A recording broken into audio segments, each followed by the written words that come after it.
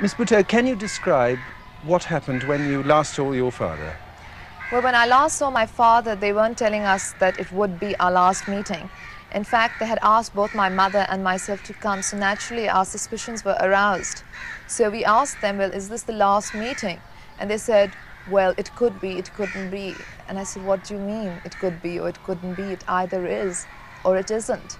Well, receiving rather vague answers, I decided to say I was sick and I could not go. This was on April 2nd. And they sent the jail doctor who checked me up. And he went away. He said she's got an upset tummy, which I did have. And so we started to feel a bit better because we said that it couldn't be true. Maybe we were getting nervous, jumpy.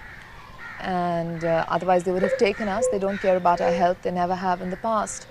So the next day they came again though. And they said, you have to come for your last meeting. They didn't say it was the last meeting. They said, both of you come because you're better now, aren't you? The doctor gave you some tablets. So I said, yes. But we got a message across to my lawyers in the meantime. Before the doctor had come, I said, they're calling us for our last meeting.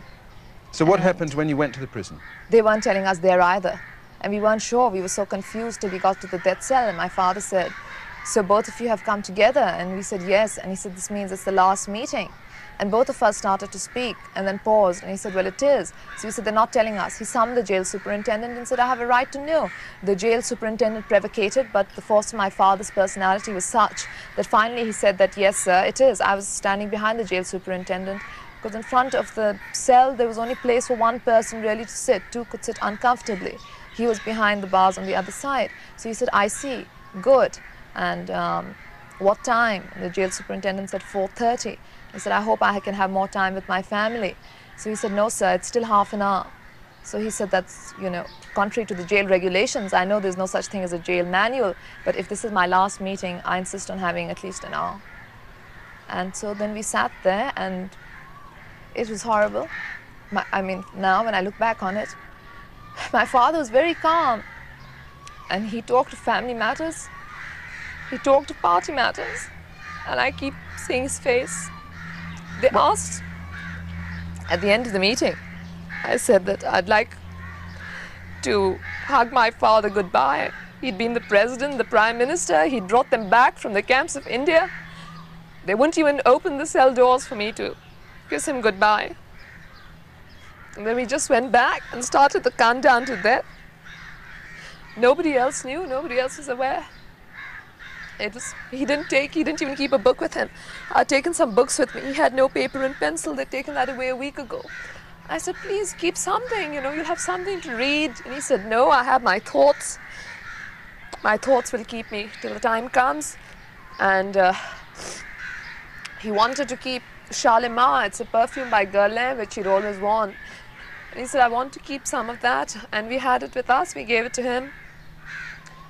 And he said that I'll go out looking clean and I'll be smelling nice because it's a beautiful world, it's a beautiful earth, and I'll be part of the land and I'll be part of its myth, its legend, and I'll go back home to my people, go back where I belong. It was just that he was so calm and I don't know how he must have been feeling. I'm sorry to remind you about this. Did he or you really believe that then that the sentence was going to be carried out? Yes, I did. Because my father had been preparing me for 2 years. He kept saying they were going to kill him, but nobody believed it. They were all taken in by the judicial facade. And he kept saying, but you don't understand. I have been deceived by General Zia-ul-Haq. I know the kind of man he is. I wouldn't have appointed him Chief of Army Staff if I had known. I know the kind of deception he weaves. I can see it. I can recognize it. And then about 3 weeks or 4 weeks before the assassination, I was in his death cell. I was saying, no, no, it's not going to happen. And he said, well, he smiled and he said, when have I ever been wrong? And he recounted to me each phase of the trial. And then I just burst out crying and I said, oh, and he said, don't be upset, at least I'll be free. What was his last word? What was his last message to you? His last words, where he said goodbye to us at the death cell, what I remember was, this is goodbye until the final meeting. And those were the last words he spoke to either my mother or myself. How were you officially informed of his death? How did you learn of it? By the radio. The next morning, the staff came in, they wanted to find out about food. Who could think of food at a time like that? We said, no food, you know, they must have assassinated chairman. And they broke down and started crying because we hadn't even told them about it. They went out and started crying, and we waited and waited till it was announced on the radio. And what happened then? And then we just sat there. There was nothing to do but sit. That wasn't so bad. It was the waiting before, when you said 8 hours, 7 hours, 6 hours. You kept thinking, what is he doing? That was the horrible part. Then at 2 o'clock, we couldn't bear it anymore. We didn't know they would assassinate him at 2. We'd been told 4:30. And we expected them to take us with the body because we made a request to that effect. So we said, let's go to bed. We need a couple of hours of sleep. Both my mother and I woke up. She woke up at 4:20, I woke up at 4:30. And we stayed up after that. But it wasn't so bad as before. The last hours, countdown. I mean, I never knew I'd be so involved in a countdown to life. And he was so brilliant. He had so much vision. He talked so beautifully. When he would talk, it would be like poetry. And I just couldn't believe that you can just snuffing out brilliance. It's unbelievable.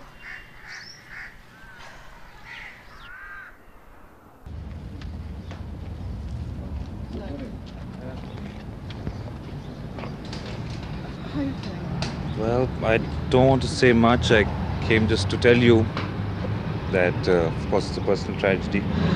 And they've tried to break our father. They've tortured him for 2 years. They couldn't do that. They tried to ruin his political name, and now they've killed him. We have nothing to be ashamed of. They have buried a martyr today. When did you first hear the news? 4 o'clock in the morning. How do you feel about not being at the funeral? Terrible, naturally. Terrible, horrible. There's been a great deal of international pressure on General Zia to reprieve your father. Were you surprised it went ahead? They've shown they're capable of anything. The military has shown they're capable of doing anything. What reaction would you expect in Pakistan now? Honestly, don't know.